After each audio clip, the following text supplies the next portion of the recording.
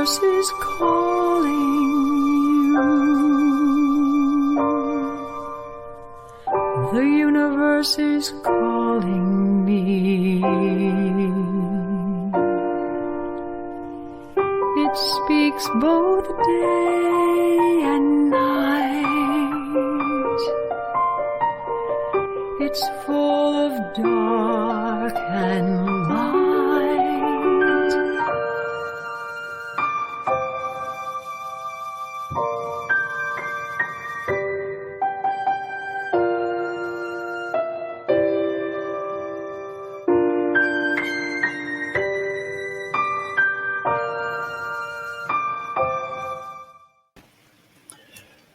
Well. Hey there, everybody. This is Mark D'Antonio here with SkyTour Radio. And down below me, you see Daryl Mason. Over there, you see Amanda. And down in the lower right corner, you see Tara. Hi, guys. How are you? Hi.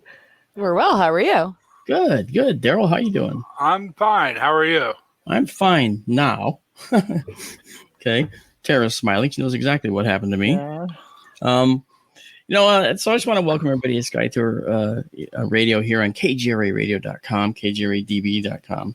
I'm your host, as you know, Mark D'Antonio, and I'm here with our outstanding co-hosts. I have Amanda over here. I have Daryl down below, and Tara, as I just introduced.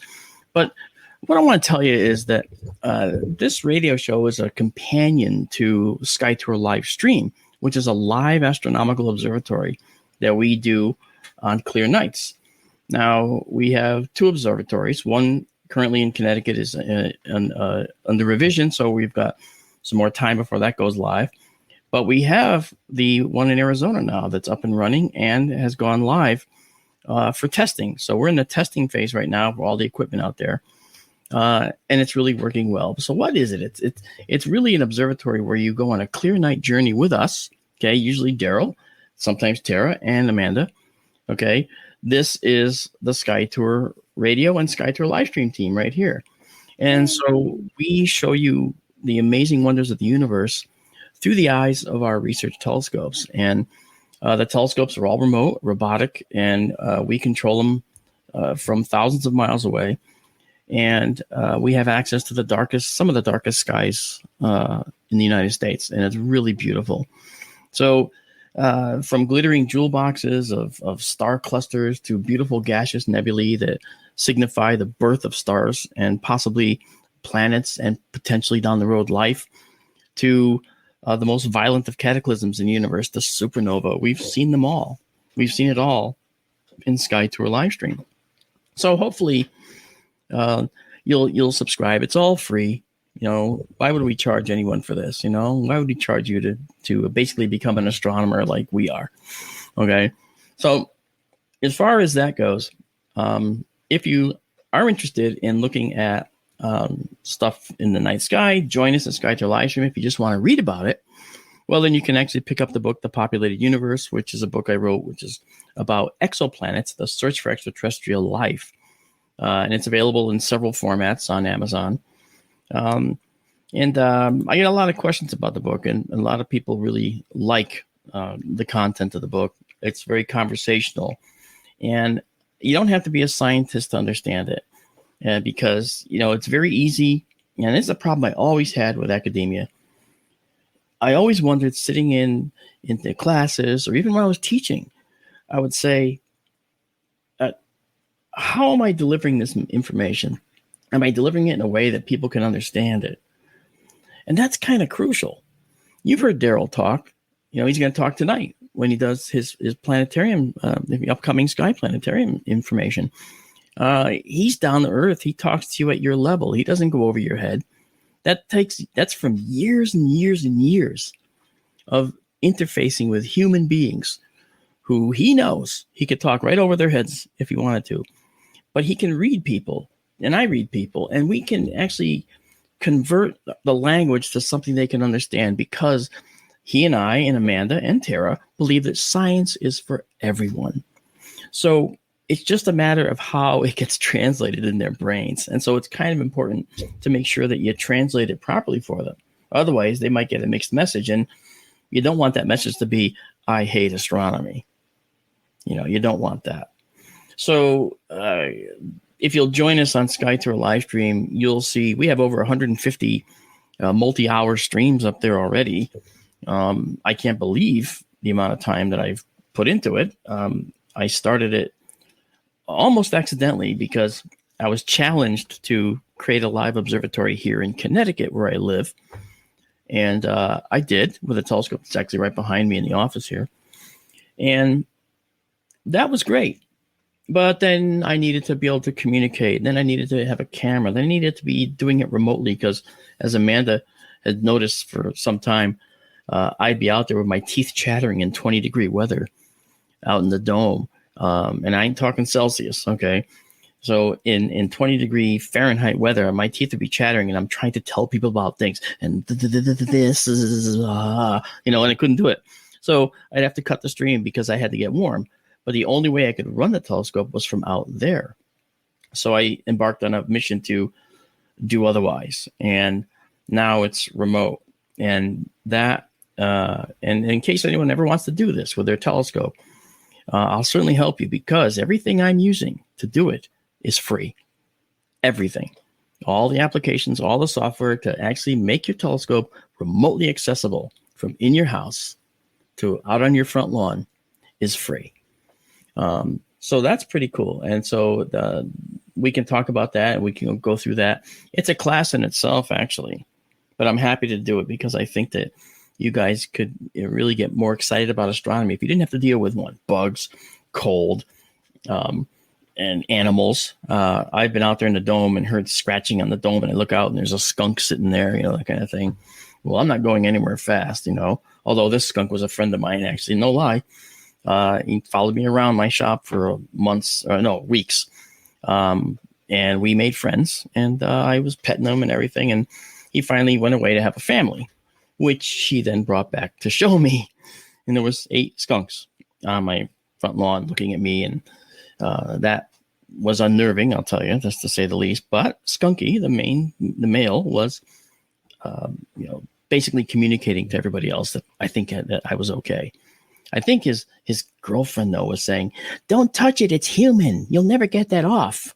That kind of thing. I don't know, But anyway, so welcome to SkyTour Radio tonight. We may or may not have phone lines open later. I'll let you know. And we are going to have Daryl, that guy down there. He's going to do the wonderful upcoming sky segment for us. And Amanda, I told you, in a text earlier that you're going to be doing something for us as well, right? You got that?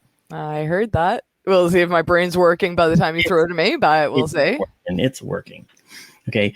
And then, of course, down there, we have Tara, she asks some really interesting questions. And you know what it is about Tara? She's an amazing artist who has created an amazing work of art on the front of our observatory, the door.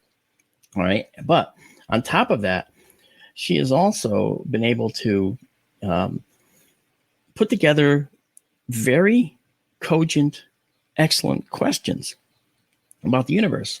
And this is after hearing the first time she did this, I was like, she's got to join us. She's got all kinds of great ideas. Why are we keeping this person from everybody else? Let's bring her on. And of course, Daryl and Amanda agreed. And so there you are, Tara. You're here. I'm so glad to be here. Thank you. I know you are. It's a privilege. You've said that. She's been cursing our names ever since. She has, but we're the ones that are privileged, to be honest, Tara. But thank you.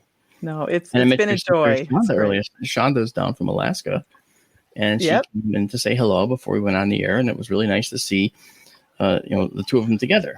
You can see the familial resemblance. She's awesome. Speaking of Tara's door, has anyone guessed the number of bottle caps yet? Kathy, thank you for that's lady Kathy. No one has guessed yet, Kathy. But if you come within 25, you do get one of our amazing 3D printed moons that I have here that we make in there. This is what those look like. That's a fully 3D printed moon where almost every crater is visible.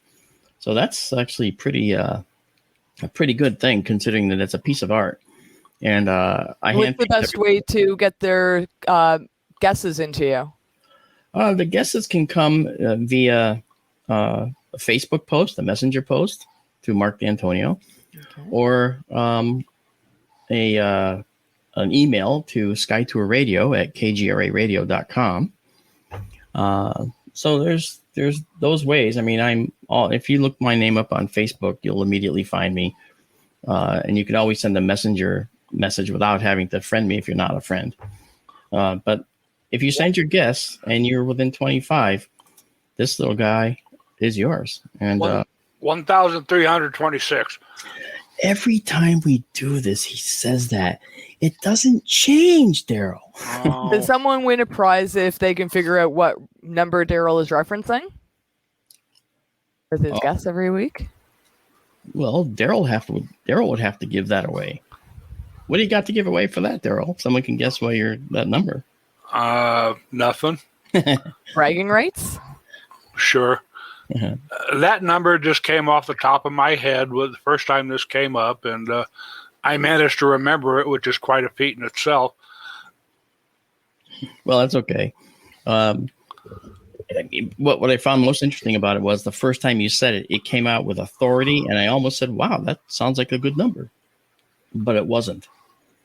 It's quite low, but you know what? Which tells you that she's that one down there. She's a little bit, Maybe I should try. What would it be? 2,652. Sorry.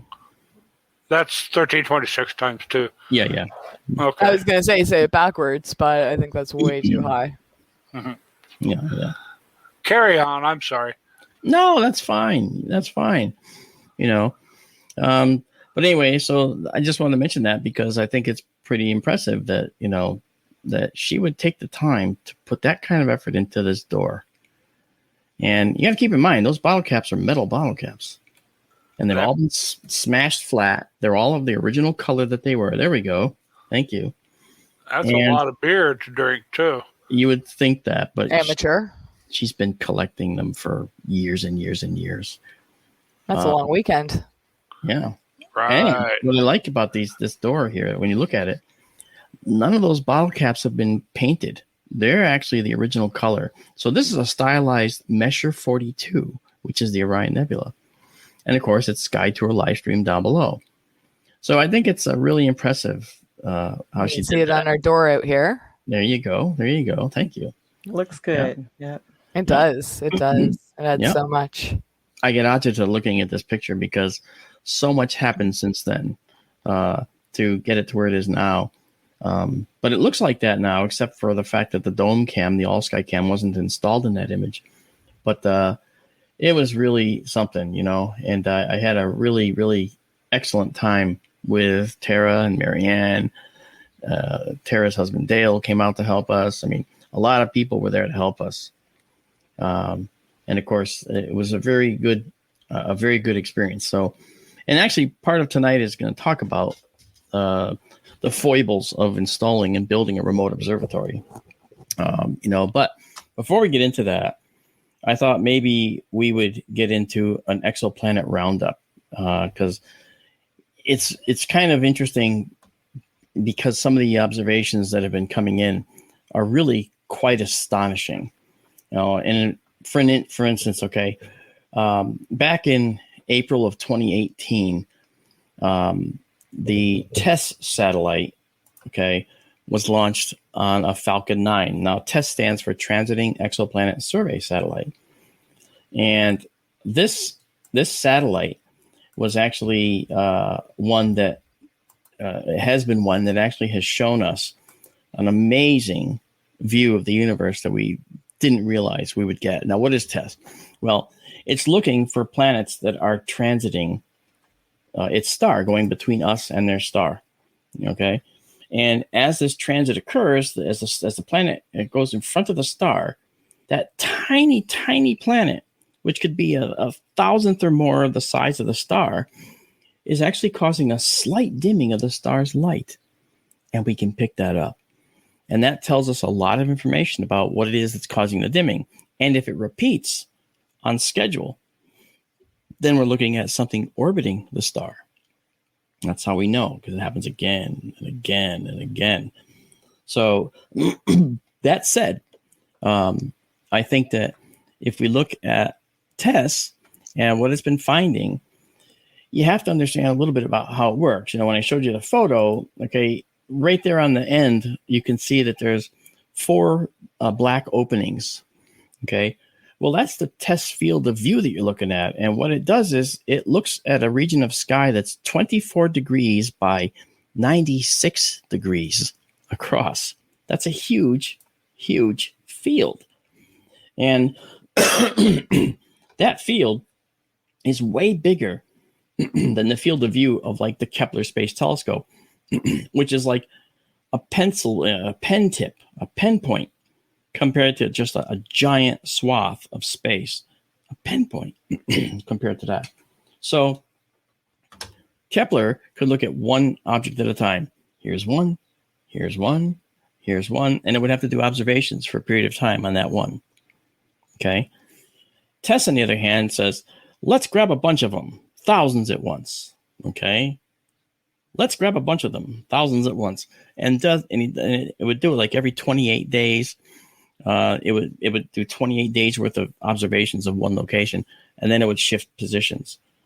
And in that 28 days, many of the stars around which these planets go were stars that were actually red dwarfs. And we'll talk about those in a few seconds.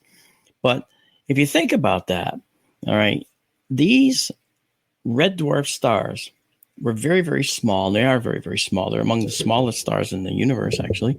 And as a small star, which is only slightly bigger than Jupiter, actually, the planets, to be in a habitable zone where it's not too hot, not too cold, would have to be way closer to the star than Mercury is to our sun. So we're already looking at a very odd star system right off the bat, right off the bat. And TESS is finding those, but because they're so close to the star, they orbit in a few days. They don't orbit, and sometimes hours, and they don't orbit in like a year or 2 years like the Earth does around our sun. All right. So TESS is tailored to looking at small red dwarf stars and that have guaranteed planets that are going to be going around in just a few days. In other words, their year is, say 6 days. That's a lot of birthdays you get if you're there for like 6 weeks or something, So that 24 by 96 degree size of the sky that it looks at brings a lot of data in all at once. All right. But like I said, it's looking for those short-term transits, and it's definitely finding those. Now, the planet that we're talking about tonight is one that is a TESS object of interest, a TOI. It's number 1231, and it's 90 light years away. Now, the planet stays in front of the star, from our point of view, for just over 14 days. Okay, so that's very valuable. Because what happens is you have the star, and as the planet is crossing the surface of the star, okay, it's going to be there for 14 days. And during that time, the starlight is passing through any atmosphere of this planet and then coming to us. That tells us a lot. That's very valuable to us. All right. And as the starlight passes through the planet's atmosphere, that starlight is altered by the composition of that planet's atmosphere. And we can see this, and it tells us what the planet's atmosphere is made of. I mean, this particular planet is the best one to date we've ever seen for as a candidate to study its atmosphere. Now, it's already on the James Webb Space Telescope list, which I know Daryl will say he'll believe it when he sees it, and he's right. We don't know when it's going to launch, and there's a lot of people banking on it, though, Daryl, right? Moi? Yeah, well, you've said it before. Yeah, I'll say it again, too. I'll believe it when I see it. Yeah, I got you. But you know what? Based on the James Webb Space Telescope is actually, they've developed a technique by which they can actually decipher what the planetary atmosphere is made of in just a few hours. So we're looking for some really good strides here. Now, in addition, ground-based observations of exoplanets are making great strides. On Mauna Kea in Hawaii is a telescope called the Gemini telescope. And Gemini is typically hosts planetary research programs. Excuse me. I'll talk about all this coughing and everything in a little bit here. So there's the University of Chicago. They built a unit that's attached to the Gemini scope called the Maroon X, MAROON-X. And that stands for M Dwarf Advanced Radio Velocity Observer of Neighboring Exoplanets.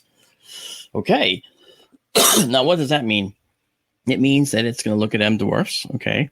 And it means it's going to look at the different types of planets that are around these M dwarfs. Now, what is an M dwarf? I mean, well, an M dwarf is, like I said, a very small planet, a very small star. It can be slightly larger than Jupiter in size, and even slightly smaller than Jupiter in size. But its mass has to be minimally 80 times more than Jupiter. Now, here is, there is our diagram, the Hertzsprung-Russell diagram. And this diagram shows us how stars are classified. So, Amanda, why don't you tell us, and you can go ahead and leave that up. There you go. Why don't you tell us a little bit about the Hertzsprung-Russell diagram and what this means to you? And I do this because Amanda is tired and he's harassing me. No, I'm not. I'm being very nice to you. No. But go ahead. Tell people about Well, I found this convenient little picture, and since we were talking about M stars anyway, I decided to jump in. But at the bottom, you can see the letters OBAFGKM. You can use the mnemonic "Oh, be a fine guy, kiss me," or "Oh, be a fine girl, kiss me," depending on your preference. And the O's are the biggest and bluest and hottest. And down to the M's are smaller and redder and cooler, but still extremely insanely hot. So not cold by any means, but in comparison to the O stars. And we are a G, either 5 or 8. 5? 2? Mark's on mute, and I think I see 2 fingers, but I don't know if his thumb is sticking out or not. No, it's G2. G2. Okay. Our sun soul is a G2. Yeah. So right there in the middle. That's right. You can see it says sun and right under it. Yeah, that's fantastic. And it's one luminosity percentage of the sun. Yes. I don't have the luminosity scale up here, but maybe next week. That's okay. If we look at this comparison of the different star types, okay. Nice. At the top there, you see the Earth compared to Wolf 359, okay, and Mars. All right, you can see stars can be pretty small. All right, and let's see. Now down below, you have. Let's see here. Well, if you follow the scale from top and follow the numbers, it goes in size of ever-increasing star. So you end up finding that the biggest stars in the universe can literally go out to beyond the orbit of Jupiter in our solar system. It's amazing. But going back to that diagram that we just showed you, okay, if you look at this diagram, you'll notice that on the left side of the O stars, and as Amanda said, rightly so, they're the hottest and the bluest. They're also the shortest lived. They only last a few million years. And then they explode in a cataclysmic explosion, a supernova. So going down that scale to the M stars last the longest. They can percolate out there and continue fusing hydrogen to helium like stars do for trillions of years. Trillions with a T, as in tango. Trillions of years. And that's something that is at the opposite end of the spectrum. And right in the middle, we're at about 10 billion years where we are. So not bad. We got a long time to get past this. We have a long time to figure this out, right? How to get out of here. But I will say this. The Gemini telescope has been researching Gliese 486 which is a star, an M dwarf star, those red ones.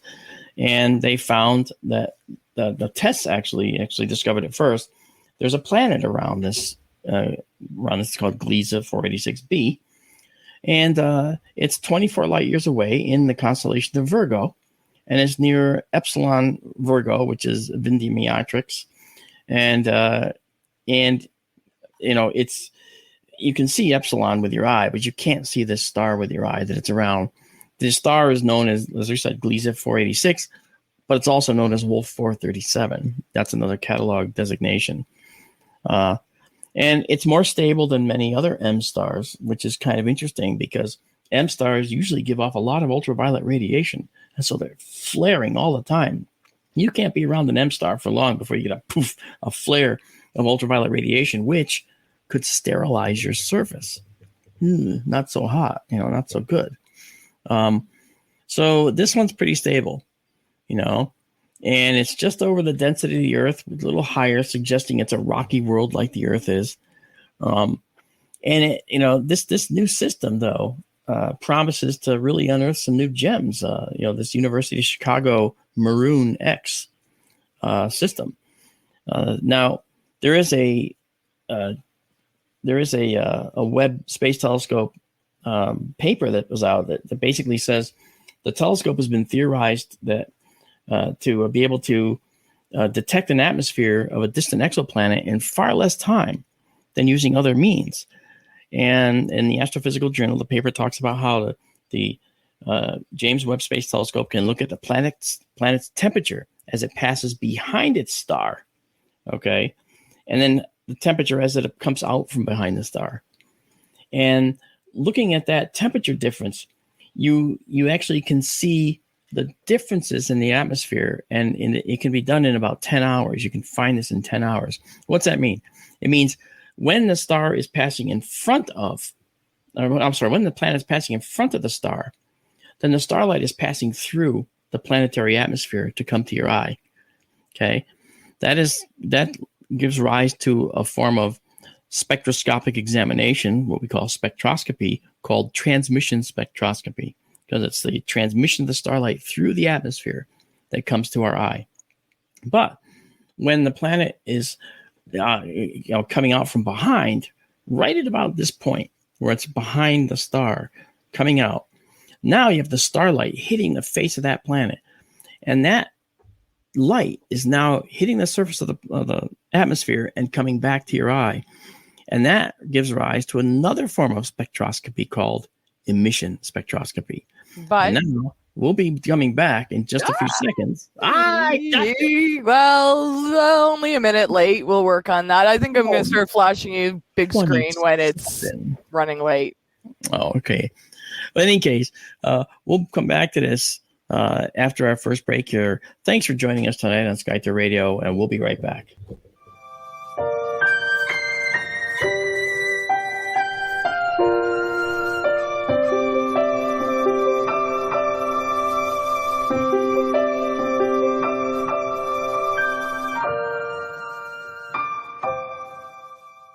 Hey members, the new KGRA DB app is now available on iOS and Android devices. Gain on-demand access to any KGRA DB programming. Download any show directly to your mobile device to listen or watch on the go. Go to the App Store and search KGRA DB.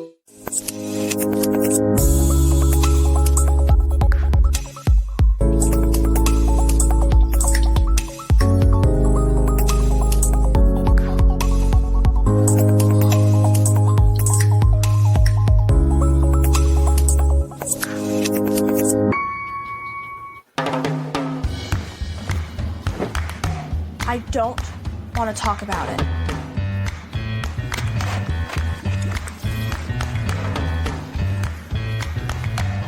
I don't want to talk about it.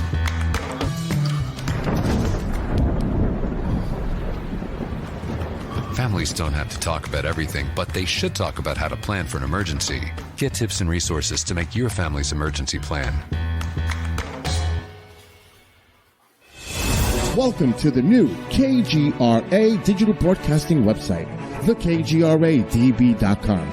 Here you'll find great new content, including the KGRA Classics, great shows from our archives. You'll be able to see the show times and information so you can see what show is currently on air. The on-air live button. So just go to this section and you'll be able to hear the show live with exceptional sound quality. We also have the Vault section. Make sure to subscribe to get access to great content and special features. We have the make content for our latest news and events, so make sure to sign up and you can be part of our forum. So make sure to check out the new KGRA digital broadcasting website, thekgradb.com. We look forward to seeing you there, and we hope that you enjoy the new website.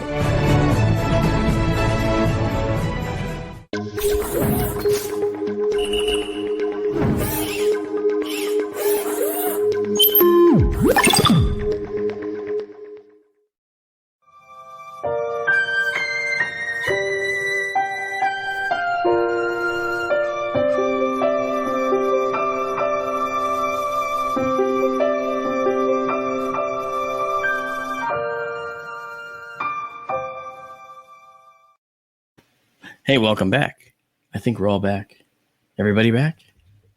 I am. Okay. I'm back. If I come off mute, I'm back. Yeah. I'm Daryl. back when I'm off mute too. Yeah, we're all here. We're What a just playing concept. I know. Doodah indeed.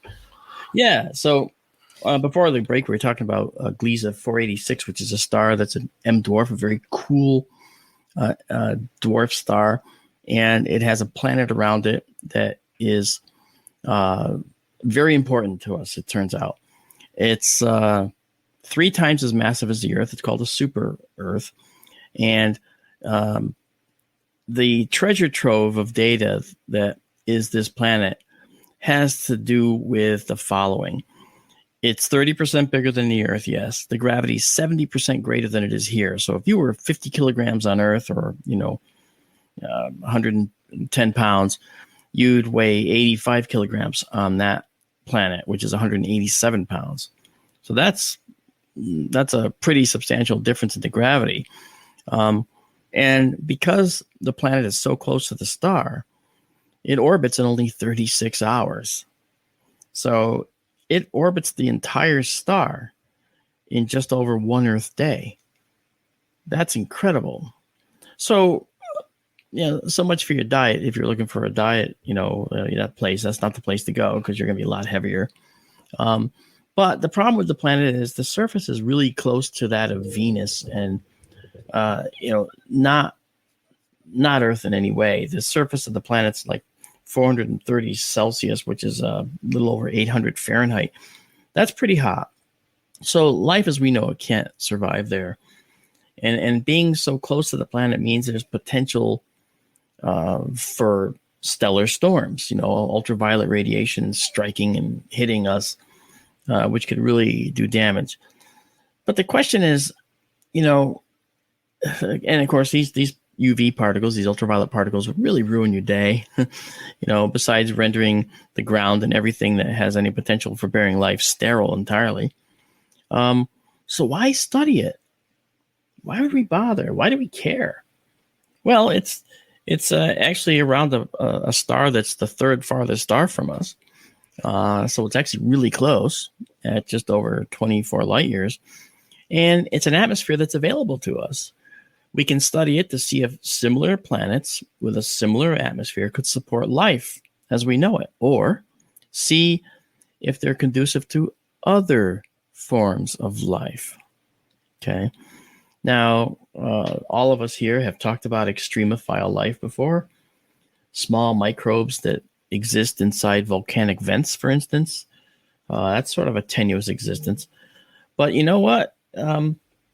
This planet has an available atmosphere. The James Webb will be able to see it. TESS can see it. And the Maroon X instrument can possibly detect it. Actually, it has. So there's a lot of interesting possibilities here. We can cut our teeth, in other words. Cut our teeth on these things, But we're doing that from our perspective here on Earth. When we go out at night, we look up at the night sky. And what we want to know, first and foremost, and what you should want to know is, what is that I'm looking at in the night sky? And you don't have to think about exoplanets and the stars you can never see, which are these M dwarfs. You always need a telescope to see them. None of them ever look bright to your eye. But there's a benefit to learning at the very beginning, learning about astronomy, and for instance, looking at a planetarium program. And with us tonight to help do that is Daryl Mason, who is going to take us through the upcoming sky. And I suspect that you will, if you haven't seen this before, you'll really enjoy it, because Daryl is a true educator. The man knows his stuff, which is why we want him on this program, because he's phenomenal. I think everyone loves this segment, and Daryl comes up with the best metaphors, because things in the universe get really complicated really fast. Like unbelievably big, just incomprehensible, and he uses metaphors anyone can relate to. I love them. So Daryl, take it away. Okie dokie, here we go. Let's see. There we are. I'm going to go full screen here, so I actually can't see the screen. Okay, now this is my sky right now. It's daylight. I just wanted to point out to you, if you might remember the last show we did, Orion was setting right at sunset.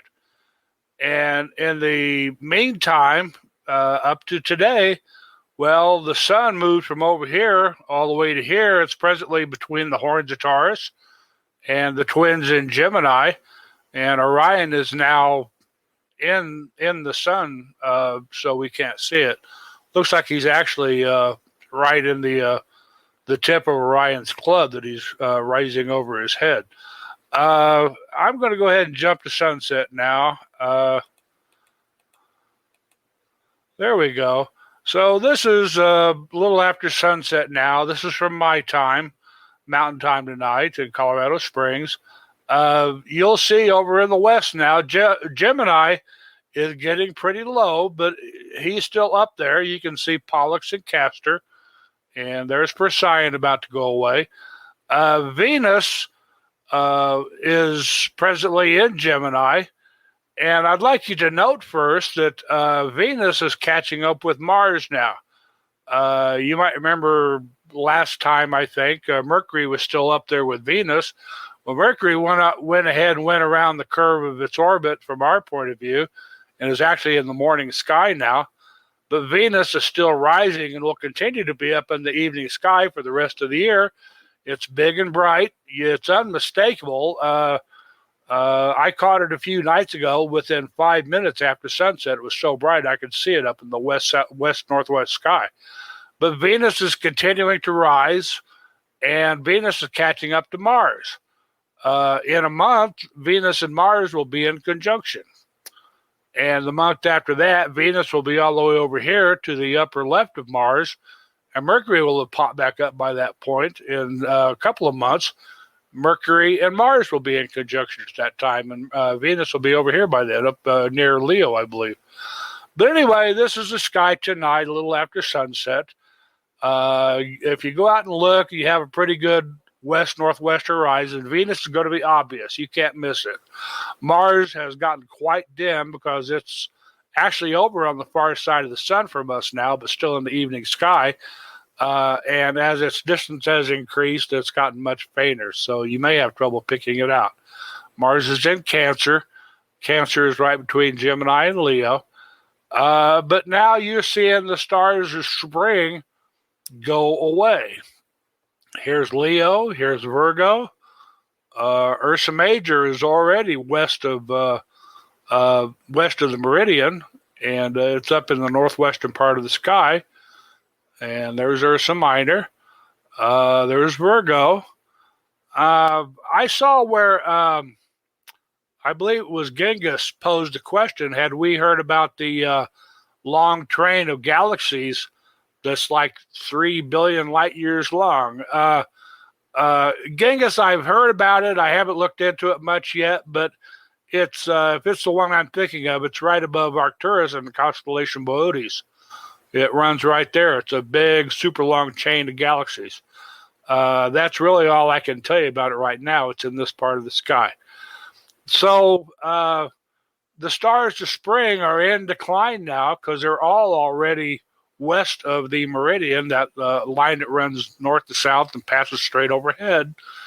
And here come the stars of summer still. We can call Boötes is sort of on the line between spring and summer. So we'll give it the credit right now. Tonight, the moon is going to be right between Virgo and Libra. We'll give it a little time. Here's 10:41 tonight. You can see Leo is starting to go away. Leo's actually setting before midnight now, followed by Virgo. And here comes the stars of summer. As I mentioned before, you can see Scorpius now. I'll back up again. Scorpius is up already. His head is, and there's Antares, the heart of the scorpion. And by 10:41 tonight, my time, Scorpius is up completely, and Antares is actually approaching the meridian already. And here comes the teapot, Sagittarius. One thing I goofed on last time we talked, I started talking about cats and who was a cat lover. I think Tara said she was, and of course Amanda is. Yay. And I talked about the tail of the scorpion, but I lost my train of thought. You see these two stars right here. These are called Shaula and Lasaph. Both mean stinger, but they have another name. They are called the cat's eyes. And that's what I forgot. So when you can see all of Scorpius up, from Antares, you kind of follow that big fishhook shape down to the tip of his tail. There are the cat's eyes right there. And they're very pretty, and they're pretty obvious down in the southern sky. That's cool. Yeah. Now, I know you like cats, so I thought I would mention that, Amanda. And Tara. Yeah. And here comes the teapot, Sagittarius. The ancients saw a half-man, half-horse, a centaur, shooting a bow and arrow. We see a teapot. Homer Simpson sees cowboys, okay? So it's a cultural thing. We tend not to see centauruses too much anymore. I just recently heard it was a half-horse, half-human doctor making him the centaur for disease control. Huh. I don't think I'll show myself out. No. There was a Daryl was a joke. Oh my god. Get it, Daryl? Now you want me to leave? Okay. Centaur. Now that everyone gets a bit grown out, yeah. I like it. That's cute. Kathy appreciates my humor. Thank you. Okay. Well, I did too. Thank you. I did too, Amanda. Thank you. But if you see the teapot, here's the handle, there's the lid, there's the spout. That star right there is called Alnosul. And those two stars there, that's actually the arrow that the centaur is shooting from his bow, which are those three stars right there.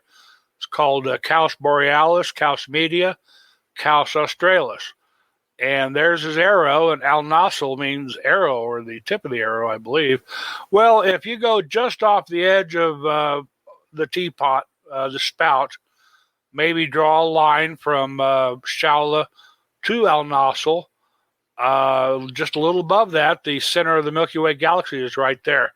That's where Sagittarius A star is, the big supermassive black hole, which I'm looking forward to hearing about from the Event Horizon Telescope, and we haven't yet that I know of. But anyway, there's the center of the galaxy, and the spiral arms climbing up. Ophiuchus, I talked about before. He's the serpent bearer. There is Serpens Caput, the serpent's head. There's a satellite. What is that? ERS-1. I don't really know what that is offhand, but it's a satellite. We discovered recently that Stellarium here shows when Starlink trains happen. processions of Starlink sats. Seen some really good Starlink trains on here. So Mark pointed out last night that it seems that Stellarium is really good about updating their database and keeping this. Yeah. Yeah. So anyway, there is Serpens Kaput, the head of the snake. Ophiuchus is the serpent bearer. He's carrying the snake. There is the tail of the serpent, Serpens Cauda, it's called. And Ophiuchus is associated with healing. Somebody asked this last time, and I had a brain lock, but I think he's associated with Aesculapius, some Greek guy with a name like that, who was a healer, Amanda. And I have heard, I believe, that this is associated with the caduceus, the two snakes wrapped around the staff, which Mercury carried. And then we got Scutum the shield. And if I remember correctly, this is where the wild duck cluster is. I think that's right, Mark. Sagittarius has a ton of deep sky objects. Just above the tip of the teapot, there's the M8 Lagoon Nebula, and M20 Trifid Nebula is just above that. And there's just tons and tons of M objects in this area because we are looking toward the center of the galaxy. Daryl? Yes, sir. You guys add, this is the online version of Stellarium that everybody listening and watching can get access to. It is. So make sure that we give them that link at some point too, as well, so they can see that. And if you want, I know you're going through this talk, but are you able to zoom in to show people some of the art items later on, if you like, to just sort of show them where these things are? I can. You showed. I'll go with Scorpius first. Okay. Okay. Here's Antares, the heart of the scorpion. That right there is M4 that Mark showed in that photograph that he got with the new telescope set up. It's a big globular cluster. Sits right next to Antares. You can't miss it. Well, I didn't show these. They haven't seen it yet. I didn't do it in the broadcast yet.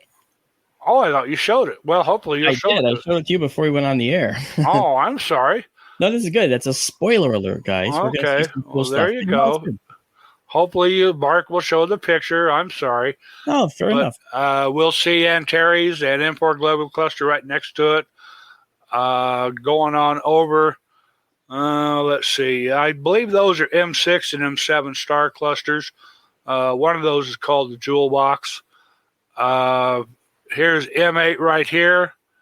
Here's M20. We can try to zoom in some more. Herschel 36, whatever. No, it's getting so cluttered there, it's kind of hard to see. But M8 Lagoon is in this area. Here's M20, M21, which I remember is a star cluster. One of my favorites, Caus Borealis, the northern tip of the bow. Just to his left is M22, which is one of my favorite globular clusters. This is a very rich part of the sky because we're looking toward the galactic center. And the Messier objects tend to concentrate there. And if we go up to Scutum, let's see, the Wild Duck Cluster. What is that? M11? M11. There's the Wild Duck Cluster right there, which if you watch Sky Tour live streams, we have shown you many times.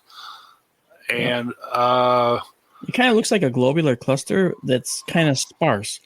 It's a really tight, young cluster. It's pretty cool. Uh-huh. And here is Aquila the Eagle. There's Altair. If you see the shape of the eagle there, I'll go with the constellation art, but I don't agree with a lot of it. Okay, that's too fanciful for me. Altair is considered to be the eye of the eagle. And that little star right there is one of my favorites. It's called Terra Z. That's the top of his head. And that star is the tip of the eagle's beak. You can see the wings, and there's the tail of the eagle. And here's another of my favorites, is Delphinus the dolphin. I often point this out when Bill's doing a sky watch because it's up this time of year right now, and it shows up well on his camera. Delphinus the dolphin, it looks like a little kite shape. You see the little diamond, and then there's the tail of the kite. And when you see it in the sky, it looks like a kite, but that's how you can tell it's Delphinus the dolphin.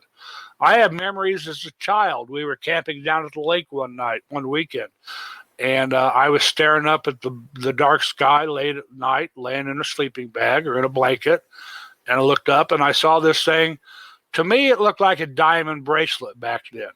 And what I was seeing was Delphinus, and I've never forgotten it.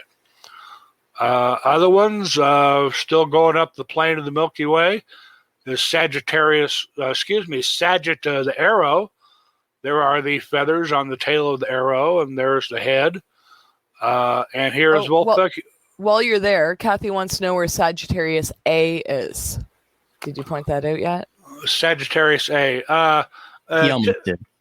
Yeah, Sagittarius A star is right about here in this area. That is the black hole at the center of the galaxy.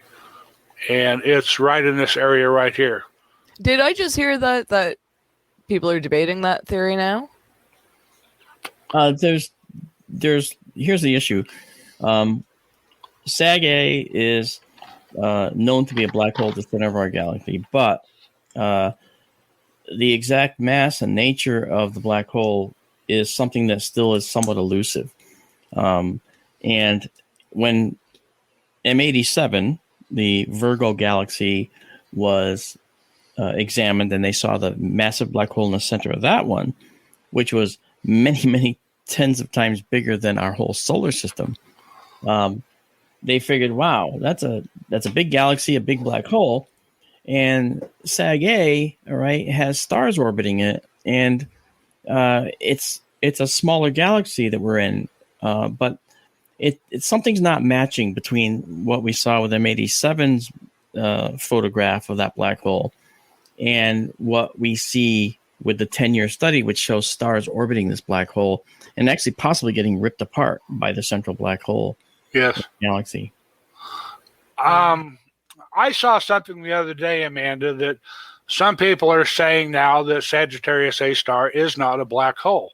Somebody even said it's dark matter, and I don't want to go there because I don't particularly believe in dark matter or dark energy.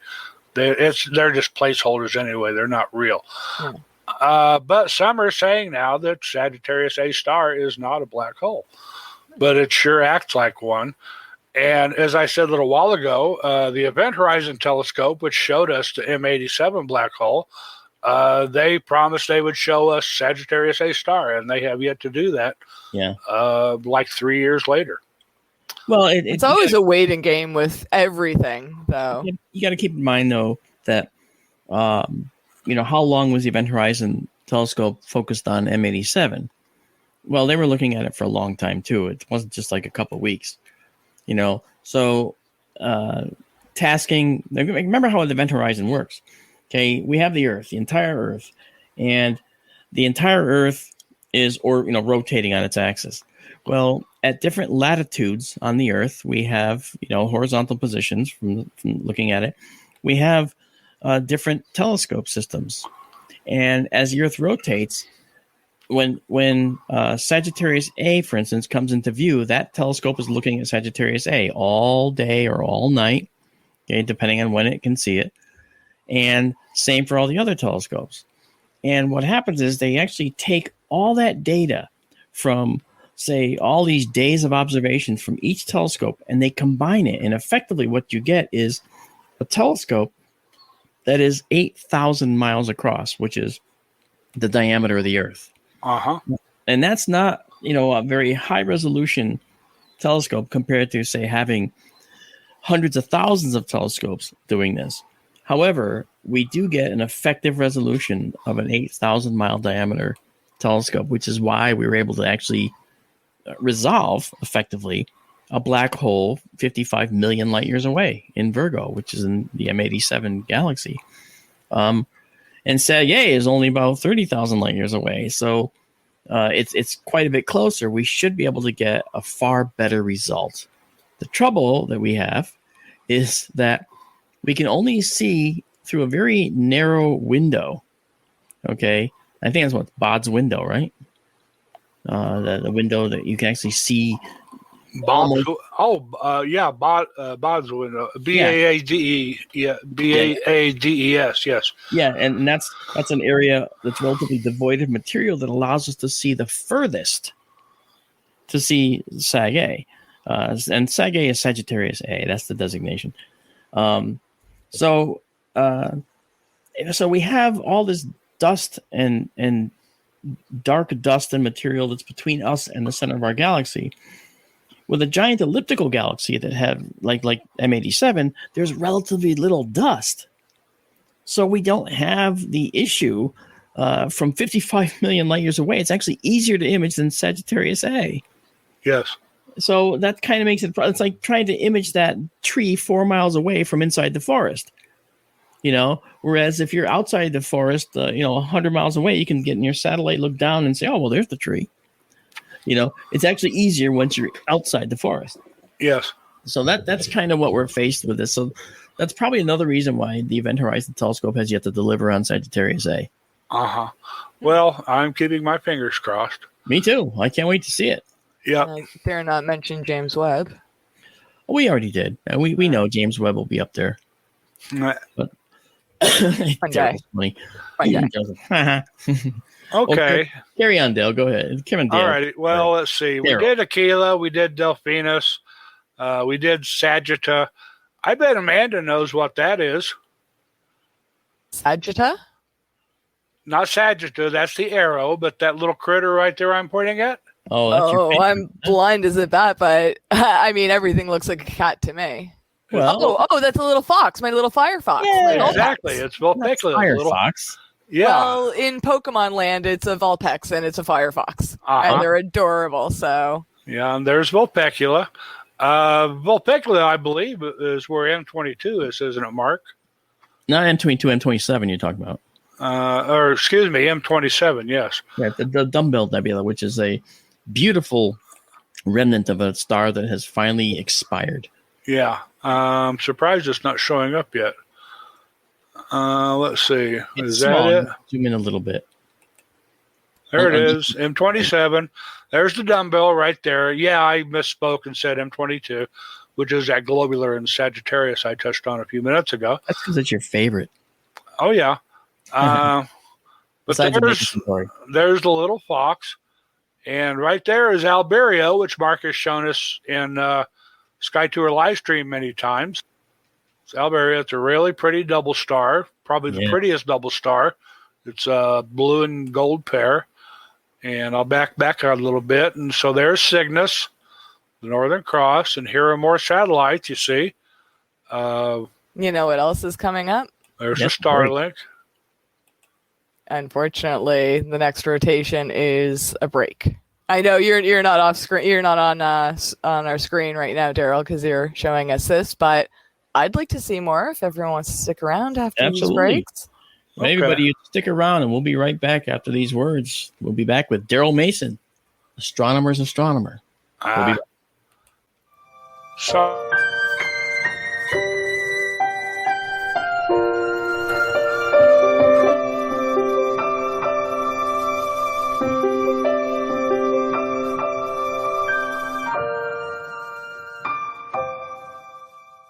Hey members, the new KGRA-DB app is now available on iOS and Android devices. Gain on-demand access to any KGRA-DB programming. Download any show directly to your mobile device to listen or watch on the go. Go to the App Store and search KGRA-DB.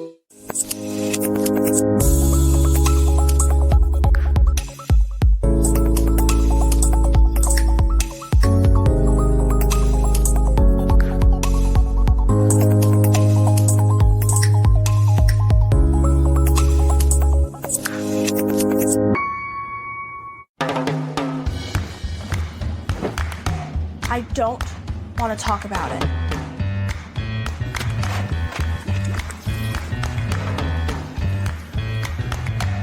I don't want to talk about it.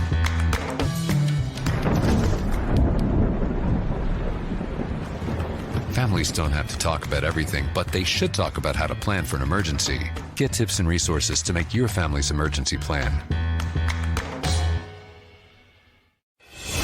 Welcome to the new KGRA digital broadcasting website, thekgradb.com.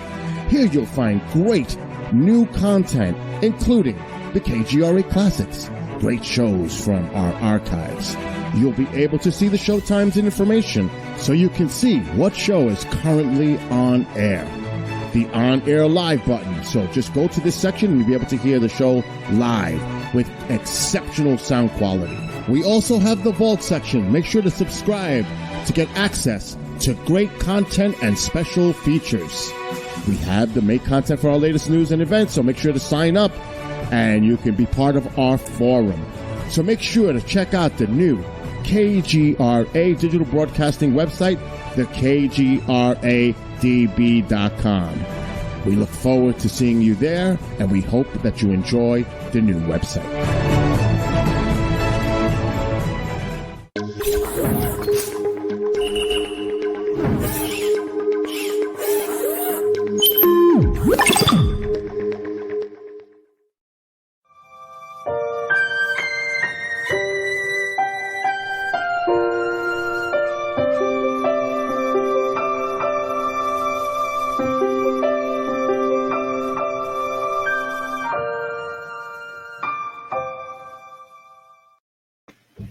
Hey, welcome back. And Daryl Mason, our wonderful astronomers, I call him, was giving us a tour of the upcoming sky and, of course, the summer sky, which is approaching. Very exciting for me, very exciting for Daryl, and for all the people who subscribe to SkyTour Livestream, because SkyTour Livestream is going to be focusing on the summertime sky with our streams, and you're going to be able to see the objects appearing dynamically on the screen now. We used to have to process overnight, and then you'd see the processed photos later on. Well, now that's all getting done on the fly. So you're going to see some gorgeous images, and I have some samples to show you later.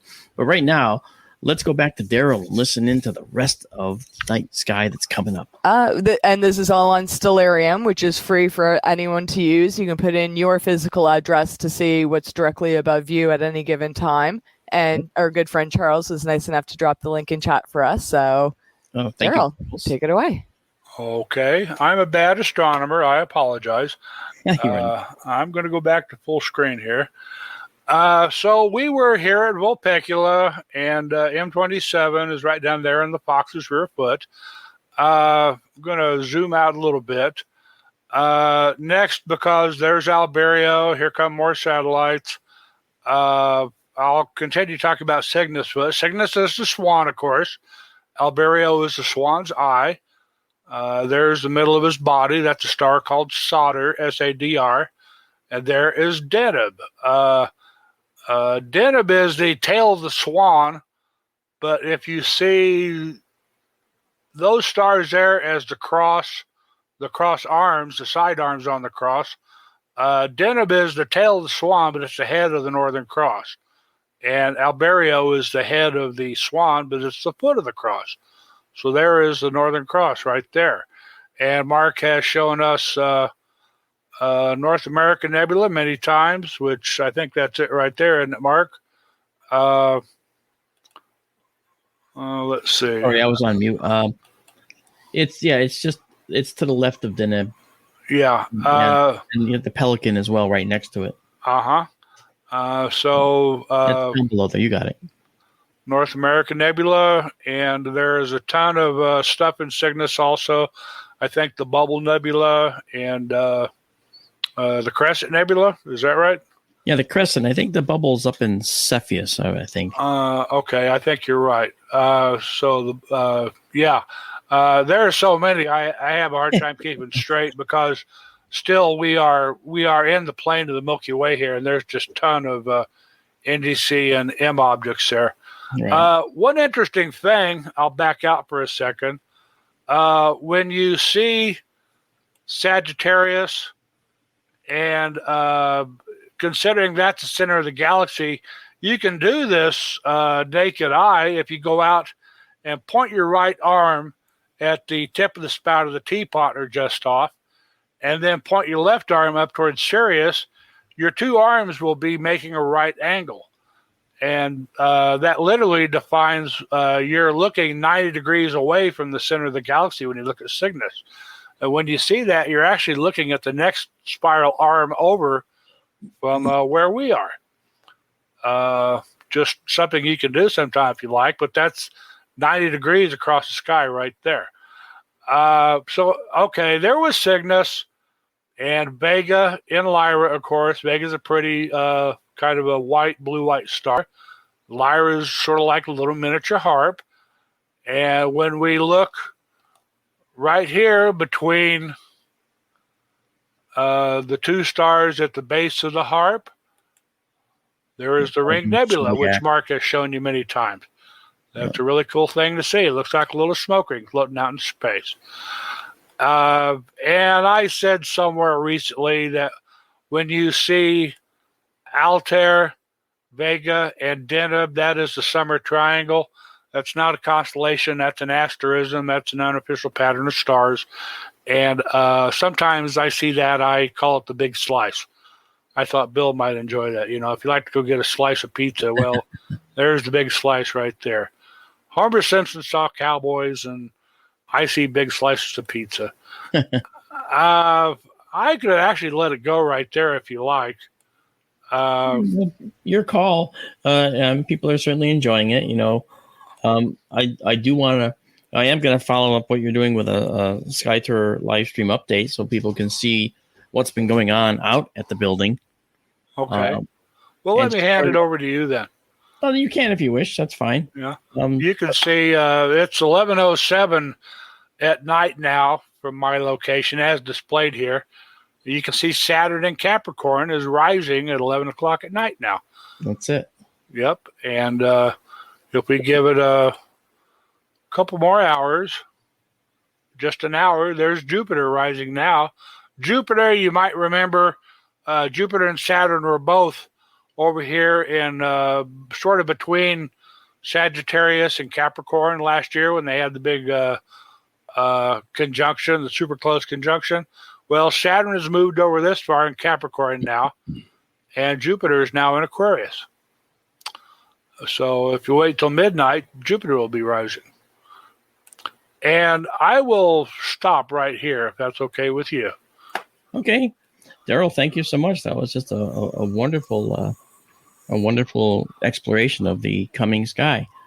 Stellarium is great, and it's free. I mean, it's just unreal that kind of technology. Like you can see, like I mean, I don't know. You know, some people might be looking on like a small phone or something, but if you had a big screen, when Daryl was showing his live sky, you could actually see satellites going by in real time in the distance. I mean, it was small. They were brief, but I caught a few, and my eyesight's bad. So, well, how cool is that? I had someone contact me from the Philippines the other day and said I was looking at a. He said I was looking at for a Starlink train, and I saw this object that was an object that just sort of increased in brightness, and right in front of me, didn't move, and then just decreased in brightness. And when I went into Stellarium to look at the same time that he was looking for the Starlink train, Stellarium showed the Starlink train like it's supposed to be. It was actually rather impressive. Wow. It was very cool. And then, of course, it doesn't show his thing because that was a random event. But what he actually saw, I think, was a meteor coming right toward him. So as it enters your atmosphere, it burns up, it gets bright, and then it gets dim as it fades out. And so your eye, it just looks like it's something that just gets bright and dimmed right in place. Yeah. I have watched Starlink processions. If you go, there are various sites online. I like to use heavensabove.com for this. It will list Starlink trains. And I have correlated live views of Starlink processions with the map on Stellarium too. You can see like 20 of them starring across the sky, all following each other. Cool. I think that, in terms of Stellarium, they did not miss the boat. There are many add-ons and many plugins you can get for Stellarium, including for those of you who are still thinking about bringing your telescope online at some point. Stellarium's free, and guess what? You can control your telescope with Stellarium. Oh, yes, you can. All you do is click on the object you want and hit a key combination, and your telescope will go and go over there. Yes, it's really cool. It's really neat how it works. And speaking of telescopes, I think maybe it's a good time to get into the telescope update for SkyTour West if you're interested, folks. But one of the things I have to show you, first I'm going to share my screen so you can see what's going on. Unfortunately, I've actually, I did a lot of work out there, trying to get this thing up and running. And as I did that, I basically couldn't believe what was happening. I ended up getting heat exhaustion, maybe heat stroke, I'm not sure, because I'm an idiot. Okay. And Tara, who's right down there drinking water right in front of me, that's obvious. Yeah, me too. Don't worry, I haven't forgotten.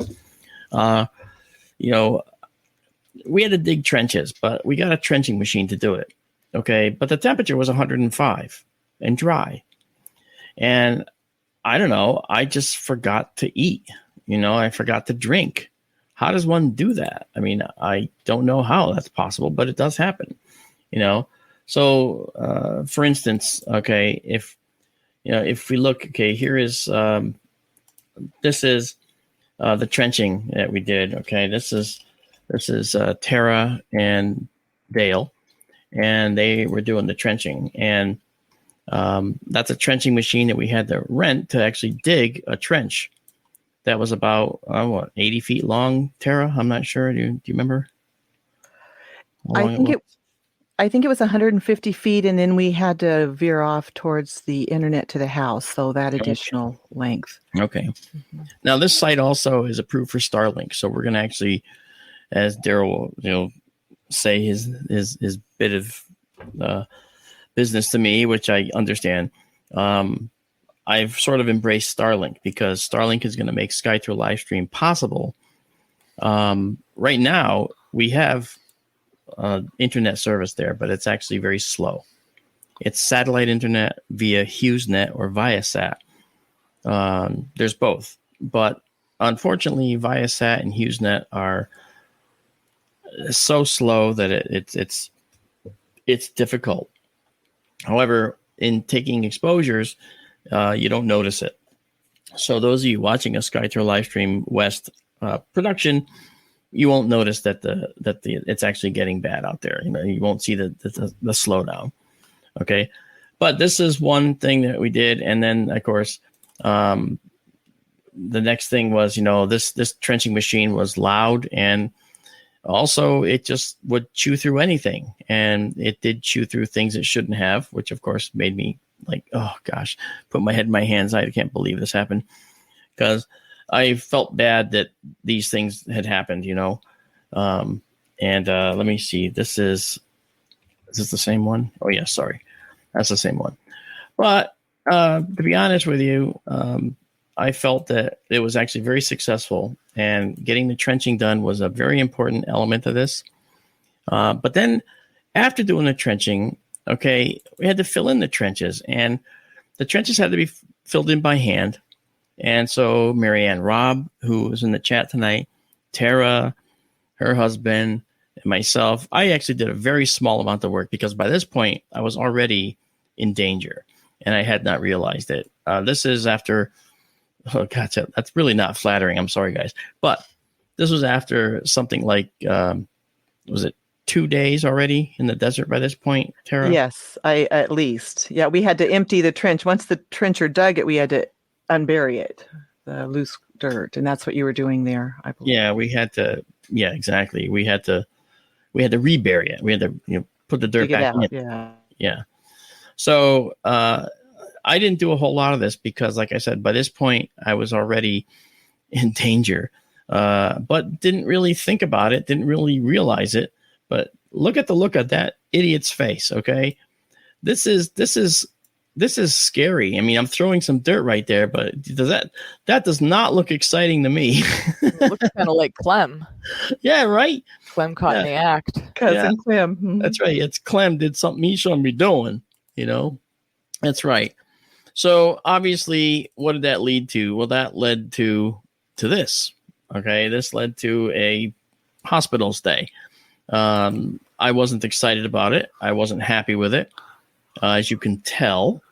But I kind of bared with it. This nurse was phenomenal. She was great. And here she's doing the IV. She tried to write this arm over here, the other arm, and she couldn't find it because there was no adequate veins. I was so dehydrated. And when they got the IV in, I ended up taking 3 liters of fluids in an hour. Wow. 3 liters. Okay. And still going. I could have still gone for more. But let me tell you, here I am. I have the mindset of someone from Arizona. I have the desire to do stuff in the heat like someone from Arizona could. But my body doesn't have the ability. Not yet. And as Marianne Robb will say, she'll look at you and shake her head, and it's like, idiot, she may not say those words. And Tara won't ever say that of me either, because she's really nice.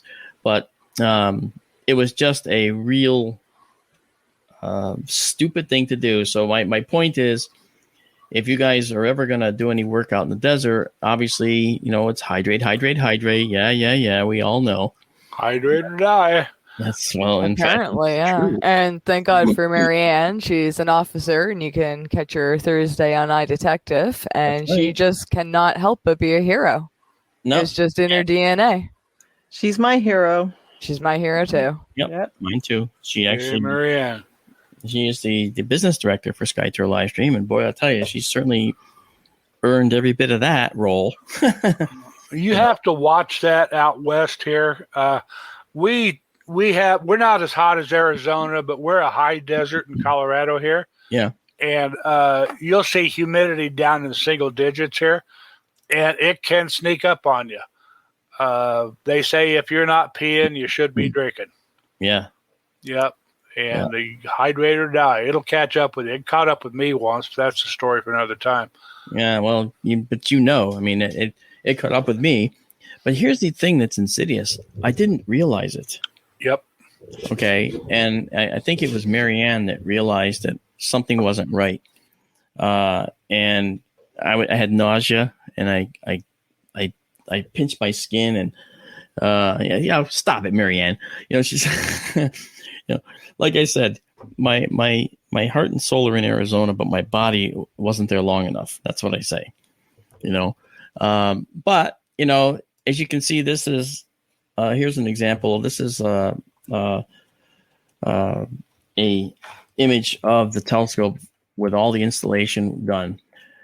This is the this telescope here is the 10-inch Schmidt-Cassegrain system, and then you see this black thing in the front of the telescope. Okay, this isn't the back end; it's the front end, and then that's actually a lens that replaces the secondary mirror on these telescopes, and I'll show you that in a second. And this is the camera, and so you're actually imaging through the front of the telescope. A very odd situation. Well, how does that work? I'll show you in a minute. But the way this telescope actually looks, okay, this is what it looks like in operation. Okay, here's the roof is off here. The telescope is in a upward position, and you can see this piece right here. This is the Starizona Hyperstar, and then the camera, and then the telescope with its mount. This little clear box down here that I'm circling with the cursor, that's actually the circuitry box that I made, and the circuit I wrote to control everything. Pretty cool. This little box over here, that's actually the box for the AllSky camera, which was installed at this point. So that all said, when you look at a telescope like this, you say, well, what is the difference between how these things work? Well, let's take a look. Okay, this image here is for a standard Schmidt-Cassegrain telescope, which is what I have. The light comes down the tube like this from the opening. This piece right here of glass That's actually called a corrector plate, that blue thing. It's a piece of glass with a very special shape. And the light comes down into the tube, hits the primary mirror, goes up to a second mirror, which then takes the light and focuses it down through a hole in this main mirror and sends it out to an eyepiece. That's the standard way. It's also called a folded optical path telescope. If you unfolded this length, and that length, well, the telescope would be a lot longer. Okay, this is a folded optical path instrument. And so that's the benefit. You can put a whole lot of size of aperture in a small package. However, in the case of the Hyperstar system, where you want to go and add the capability to do different types of imaging, but with a lot faster optical system, what you do is, here's that corrector plate again.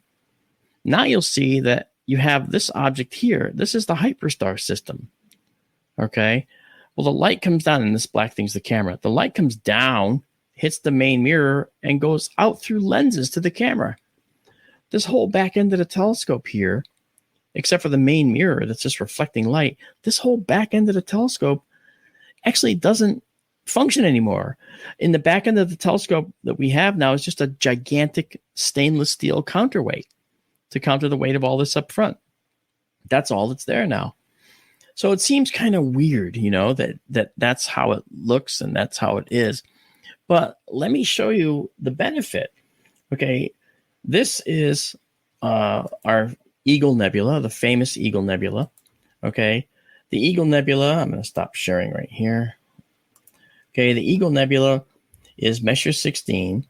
And when we take pictures of the Eagle Nebula, you see right here in the middle, you see the pillars of creation. But you see all this additional nebulous detail in this nebula here.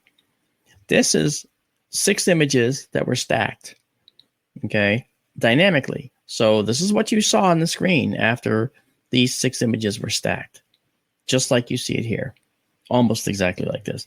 And that's what's in store for people who come to SkyTour Livestream now, all right, because we're doing all of that processing on the fly. And you might say, well, how many minutes did it take to get this? The answer is each of these exposures was 20 seconds. 20 seconds. Why 20 seconds? Because the telescope system went from being a system that runs at a value of f8, a focal ratio of f8, which is, not fast, not terribly slow, but it's still on its way to slow. Went from f8 to f2, which means that the camera system, that giant light bucket, now can take many more photons and pile them onto the sensor much faster, actually 25 times faster. So a 20-second photo gets you deep sky objects now. Isn't that incredible? I mean, in SkyTour Livestream, we've gone to like a minute, sometimes even 2 minutes. That's an interminable wait for people that are watching over the internet. So we did this so that we would cut that down. Now, Daryl showed you Antares earlier. And Antares, you saw when he zoomed in a little bit, you saw Messier 4 next to Antares. Well, here's the photo he was talking about. Okay, this is Antares, and you'll notice these halos. These are star halos. You get them with very, very bright stars. Okay. And Antares is almost as bright as pretty bright, actually, as bright as they come. So I got rid of some of it, but I'm working on a mathematical way to get rid of the halos entirely.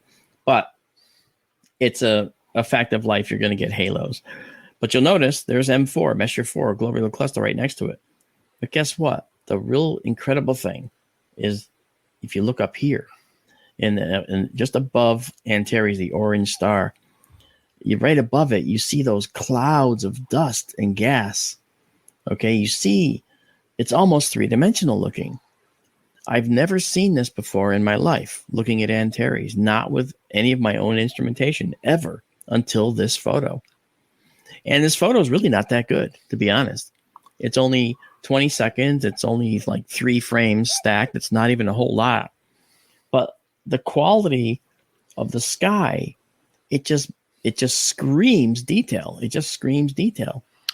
those clouds are known as, they're part of what's called Rho Ophiuchi, aren't they? They are indeed. And Rho Ophiuchi is actually above Antares here, the bright orange star in the middle, just to the left. They're up higher. And I didn't have time to get to Rho Ophiuchi this evening when I did this because I was just doing testing. So I just said, no, I'm not going to go to objects all over the place. I'm just going to do some testing. We have automated focusing systems now. We can the focusing system now takes into account the temperature. If the temperature starts to cool, your focus changes, and the focuser knows what to do. It can change your focus accordingly. So it's going to take more and more and more of the setup tasks out of our hands. So it's really, really good. We have a few questions from chat. Ronald's asking if it's a color camera. I'm wondering if he means, are you using filters on it, or is this the natural settings from the camera? I'm not quite clear on that one. Okay, well, First of all, yes, Ronald, it's a color camera. It's called the ASI 294 MC Pro. And MC, the C stands for color. And the camera is a camera that is probably a workhorse in the astrophotography community. All right. To see an example of what else it can do, here's another. If you go to the, I think is it to the right or left? Maybe it's to the left. I forget. This star here, here's another view. Sigma Scorpii. Yeah, this is Alniat right here. This red star that's down below. Okay, it's not a red star. It's actually a bright star. And it's got a lot of ultraviolet radiation that it pumps out. And you can see that it actually is causing this reddish glow to occur down below. That reddish glow is caused by the star's ultraviolet energy striking the hydrogen atoms, ionizing sending electrons right off the atom. And then when they come back in, they actually give off a red light that's very characteristic. We see it here. It's called H alpha, hydrogen alpha. And you can see this beautiful cloud to the left of Alniat there.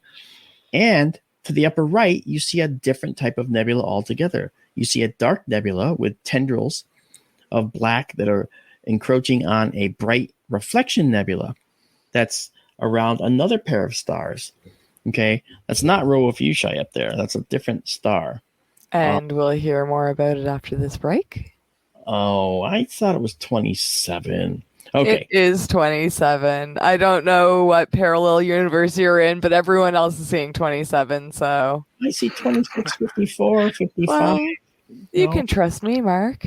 I do. All right, folks. No idea. When we come back, we're going to hear from our other, how do you say? It's not a triumvirate, it's a quadumvirate.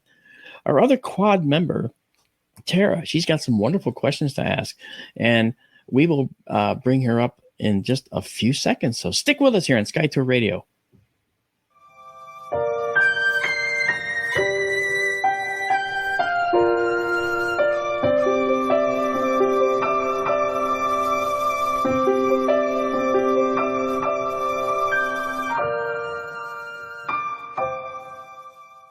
Hey members, the new KGRA-DB app is now available on iOS and Android devices. Gain on-demand access to any KGRA-DB programming. Download any show directly to your mobile device to listen or watch on the go. Go to the App Store and search KGRA-DB.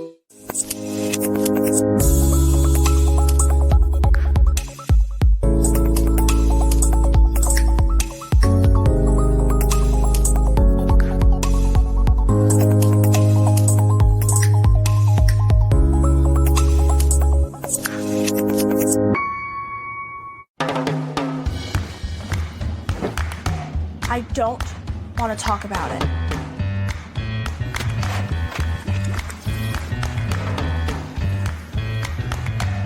I don't want to talk about it.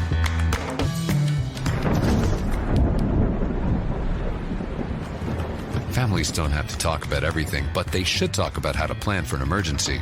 Get tips and resources to make your family's emergency plan.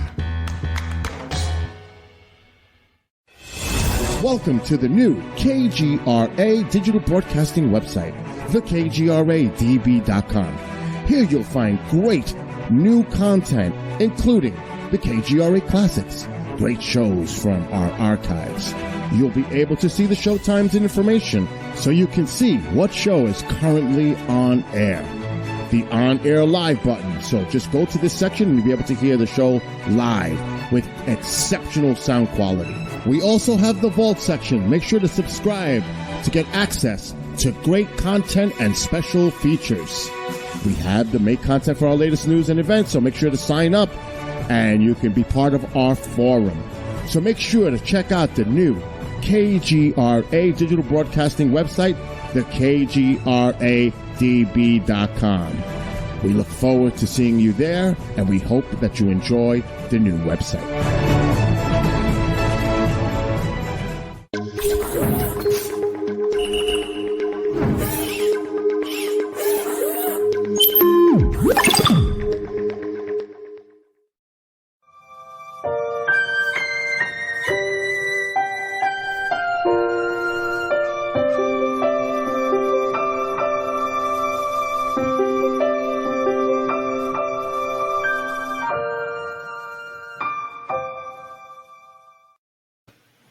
Hey, welcome back.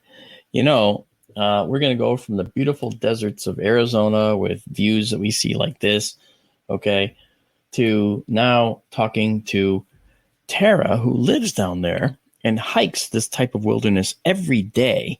I mean, I can't believe it. She's got such a wonderful place down there. I thought you were going to compare her to the beauty of the landscape down there. Well, I mean, what, you want me to compare her to a spiny cactus? I tried, Tara. I'm sorry. Thanks, Amanda. Thank you. I don't want to compare it to a spiny cactus with a big hole in its middle like that. That's no good. It lost an arm. Thank God like for mute. Looks like a tree that has a rat's nest in the upper left, but it really is a beautiful landscape. This is actually near the observatory, so this is a beautiful landscape that once you see it, you realize how beautiful it is, and of course you can appreciate how dangerous it can be. But anyway, Tara, welcome to the show. You've been such a sweetheart to come with us, and you've got these beautiful questions. And this is a segment we like to call Tara's Cosmos, and I would love to hear what you have to ask tonight. Oh, well, good. Well, thanks. Well, earlier you mentioned tardigrades, and I think Kathy had a question about them in chat too, but I've always wondered, do tardigrades or extremophiles have brains? That's a really good question. And to answer your question, at some level they do. But what's the capability? Now, this brings up a philosophical question, because we have language and we can communicate with each other, right? And we have technology, we can project our imagery elsewhere and do all kinds of things. We can go to Mars, we can send robots elsewhere, we can go to the moon and do these crazy things. We can explore. Because we can do that, we tend to think that we're the only ones that have what we'd call culture. Humans are the only ones that have culture. But not maybe tardigrades in particular, but what about elephants? What about octopus? Do they have culture? And we don't get to see it because we're just not in that mindset. We're just not feeling what they feel. Elephants communicate over long distances with ultrasound. And when they die, they go to certain places to die. You've heard of the elephant graveyard. Well, guess what? Dolphins do the same thing. It's like over in the Canary Islands, actually. Or no, Cape Verde Islands. And I actually have a dolphin skull here from Cape Verde, because as a reminder that dolphins do go to some particular places to die in some places. That means something to me. So I read somewhere just recently that not only do they have graveyards, they have funerals of sorts. Exactly so. Elephants come to mourn. I've seen that as well. It's unbelievable. So clearly... Chimpanzees too, I think. Yes, that's right. Clearly, yes, they're animals. Clearly, they're not as intelligent as humans. However, do they also... Can only humans have culture? Can only humans have memories of the past? Can only humans form decisions about where they want to go tomorrow? Is that something that's confined to humans? I'm actually less convinced now than I've ever been. I don't know that that's true. But when we talk about tardigrades, also known as water bears, these tiny little microscopic guys are absolutely astonishing. Not for their existence. Their existence, they could be easily missed in a water droplet. Okay, they could. But tardigrades have a very special capability that we would like to know more about. And that capability is something called cryptobiosis. So if you take a tardigrade and you put him on a slide and you put him on a microscope, he'll sit there and he'll be dancing around, doing his little dance, okay, moving around, living his life. However, if you then go eat dinner and forget that the light was on underneath illuminating the tardigrade, the slide might dry out. Now, in the case of things like a paramecium or other, planarias, other worms, other things like that are small microscopic objects, it might kill them. And you'd come back and find the slide full of just dried out stuff. And you say, oh, it's all dead. But if you take the water and you put it onto the tardigrade again, the tardigrade reinflates and he starts moving again. I should say it starts moving again. And so it wasn't really dead. And so tardigrades are a very special type of life. They can live in zero gravity and they can live in zero atmosphere. And these cryptobiotic processes will sustain them. It's an amazing, amazing capability. As far as the brains of a tardigrade, there's nerve bundles, but there's no brains per se. We have a very well-developed brain. Dolphins have very well-developed brains. Chimpanzees have reasonably developed brains. But, the brain is sort of the brain case basically encompasses a lot more than we ever really thought. In the case of an octopus, however, well, you can argue the octopus has 8 brains, and that each tentacle of the octopus has its own capability of independent motion and thought and movement. And that seems to be some of the indicators out there. For me, my favorite animal of all is the octopus. I feel that if there was any life form on this planet that was alien, it was probably the octopus. Now, I don't know that. I don't believe that. Okay. I believe he developed here. Okay. Because we have plenty of things that look like the octopus, the squids, okay, the nautilus, and so forth. But there's a lot of others that, developed parallel and then moved off that path. But I do think that we give far less credit to the animal kingdom for having quote unquote brains. Because I do think that they do have brains. And as Daryl said, they do mourn their dead in some cases. You can't ignore that.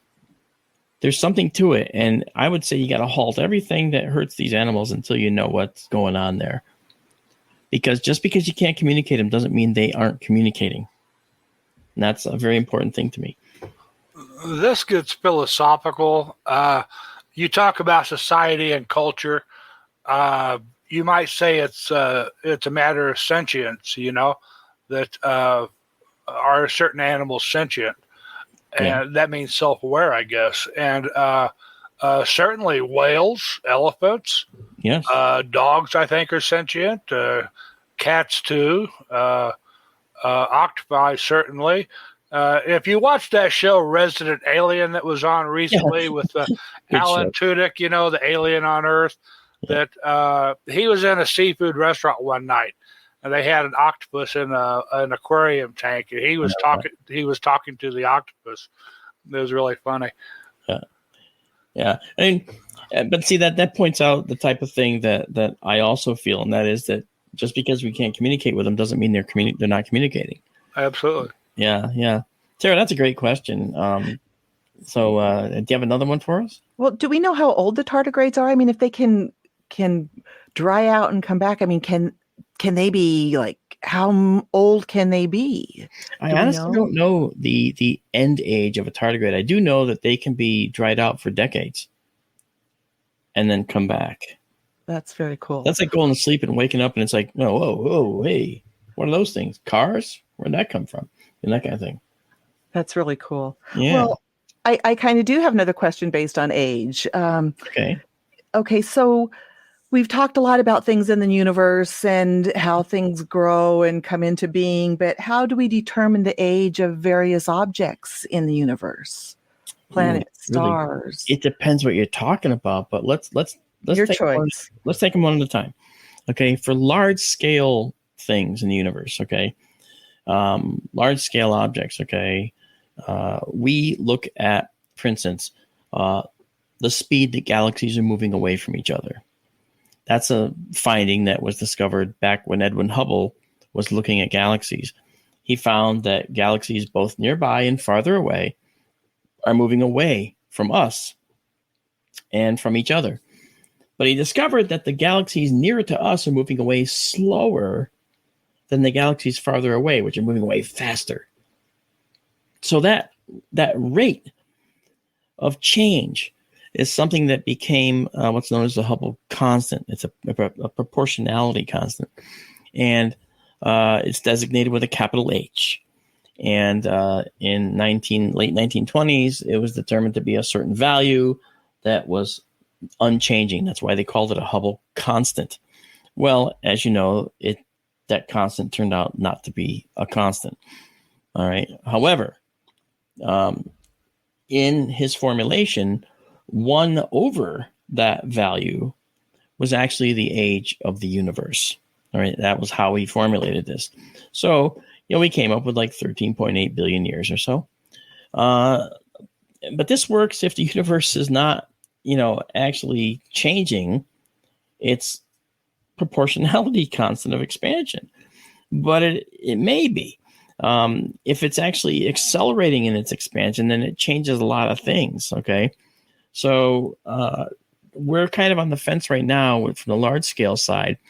And you might think that the cosmic microwave background is something that we would use to determine the age of the universe.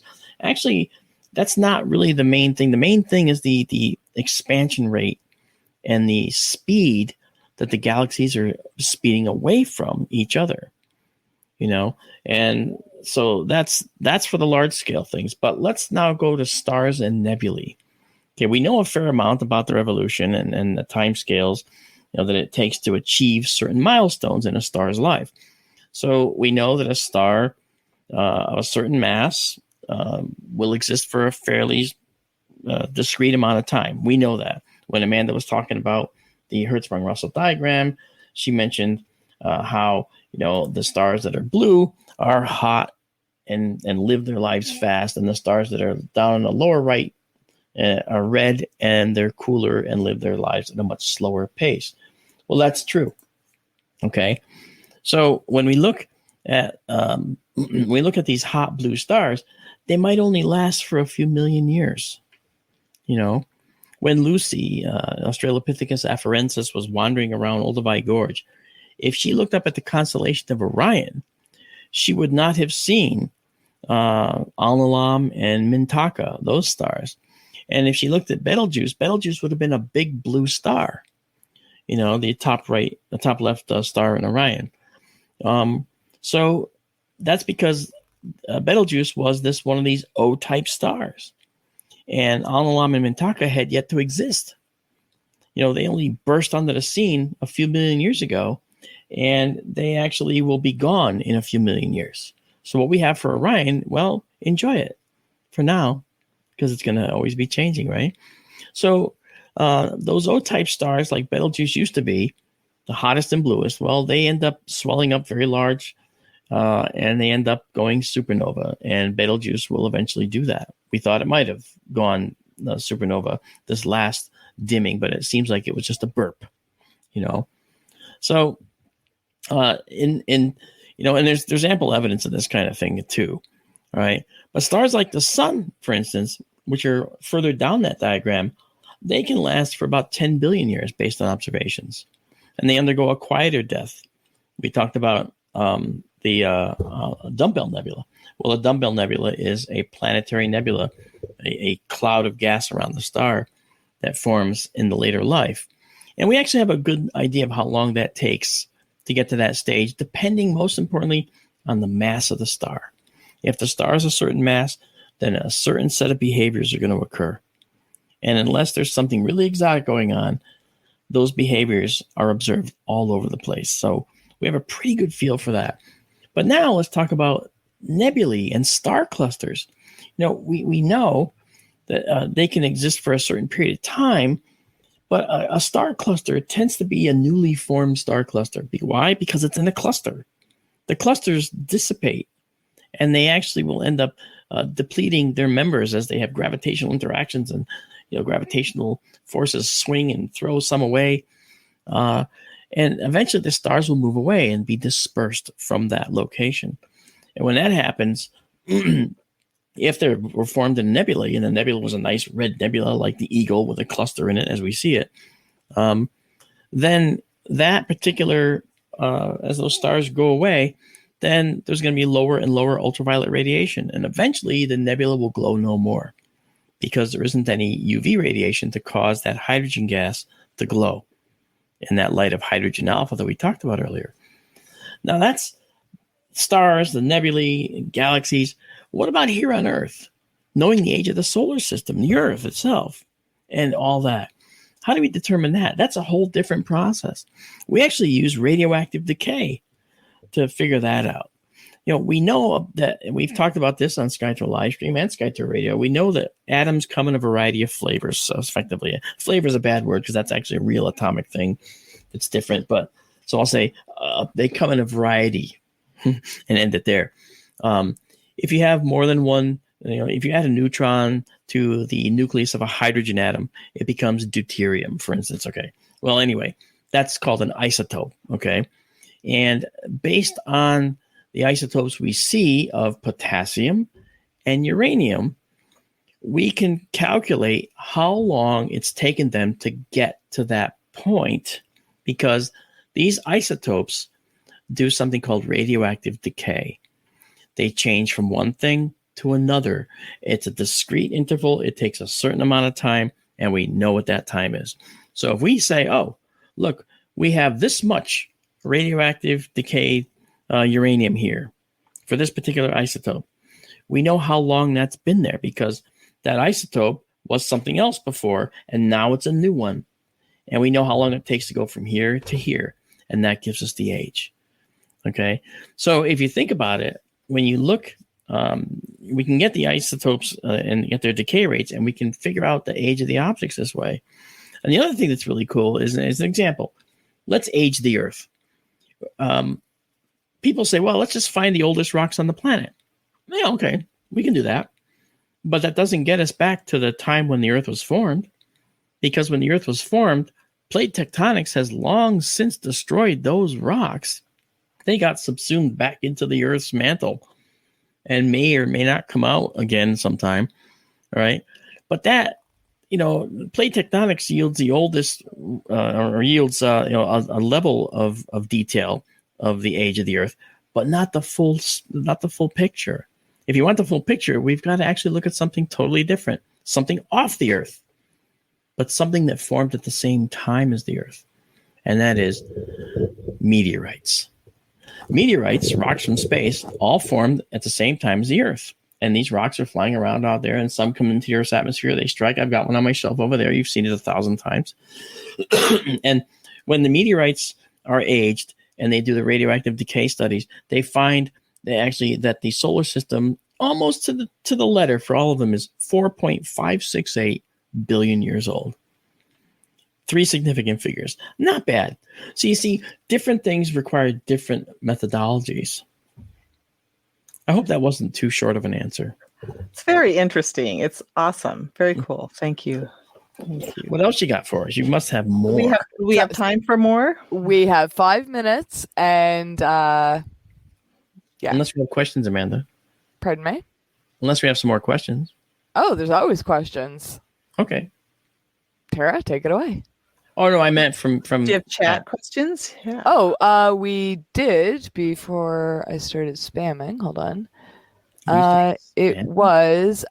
Greggy wants to know, is it true that the pillars of creation no longer exist? I've never heard that. What could he be thinking? What he could be thinking have heard. The evolution of a star cluster. The pillars of creation are gas and dust pillars in space. And over time, it takes a lot of time for that light to get here from there.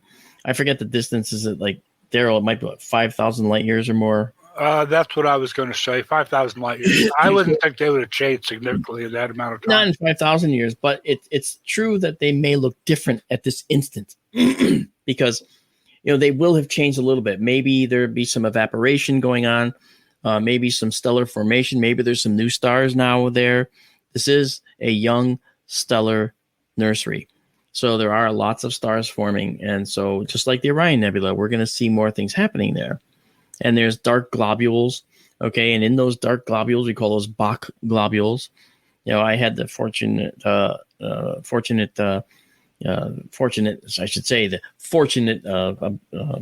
the word I want to say here? Opportunity to learn from Bart J. Bok, the man who found these globules.